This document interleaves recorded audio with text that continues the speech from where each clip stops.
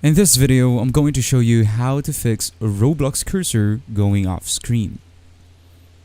First, you need your game to be closed and ensure that it is not in the task manager anymore. To open the task manager, you only have to press Ctrl, Shift, Escape. Now go to Processes and ensure that Roblox isn't present. Once you've ensured that, click on Display Settings and click on your main monitor. Go down until you see Scale and Layout.